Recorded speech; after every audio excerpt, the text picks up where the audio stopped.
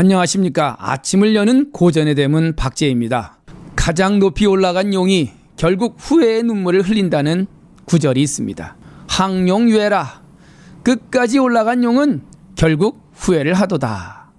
주역 건께에 나오는 이 글은 참 의미심장합니다. 자신의 지위가 높다고 자만하다가 결국 모든 사람들이 그 곁을 떠나가게 되고 아무도 없게 되어 그 지도자는 후회의 눈물만 흘린다는 뜻입니다.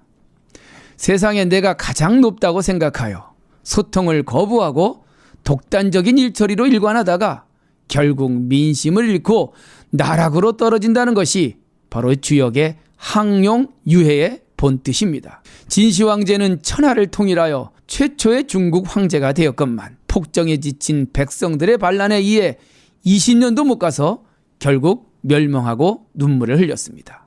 한 제국을 세운 한신 장군은 무명의 용사에서 제국의 최고 사령관 자리에 올랐지만 자신의 분수를 지키지 못하여 토사구팽당하고 말았죠. 조선을 세웠던 태조 이성계 역시 조선 최고의 자리에 올랐지만 결국 눈물을 흘리며 후회하였습니다. 높은 곳은 참 올라가기도 어렵지만 눈물 흘리지 않고 내려오기도 쉽지 않은 모양 같습니다. 주역에서는 인간의 일생을 용과 비유하여 설명하고 있습니다. 아직 세상에 나오지 않는 용을 잠용이라고 하고 물 밖으로 나와서 출세와 승진을 거듭하는 용을 뛸약자 양용, 또 날빛자 비룡이라고 하고 있습니다. 그런데 가장 높이 올라간 용은 항용이라고 합니다. 결국 마지막 높은 자리까지 올라갔지만 눈물을 흘리며 내려와야 한다는 것으로 세상의 이치를 설명하고 있습니다. 태계 이황 선생은 이 주역의 구절을 임금에게 강의하는 경연의 자리에서 한 나라에 임금된 자가 반드시 가슴속에 깊이 새겨두어야 할 말이라고 거듭 강조하고 있습니다.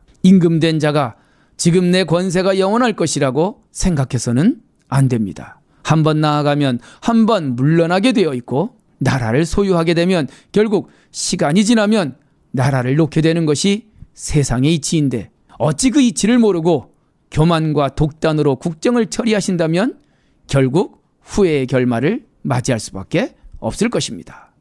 퇴계집 건꽤 상구 경연 강의에 나오는 글귀입니다.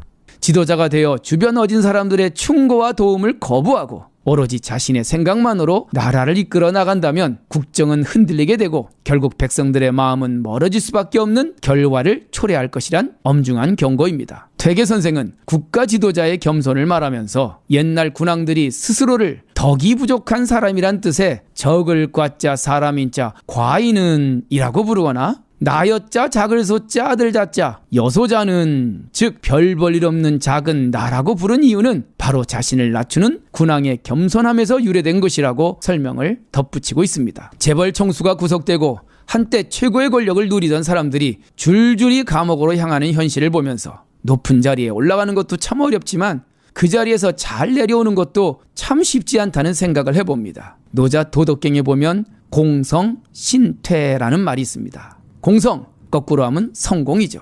당신이 성공하였다면 몸신자 물러날 태자, 신퇴, 몸은 물러날 줄 알아야 한다. 등산은 산에 올라가는 것이 등산이 아니라 산에서 내려올 때 등산의 완성이라고 합니다. 등산은 했는데 하산을 하지 않으면 그것은 실종이라고 하죠.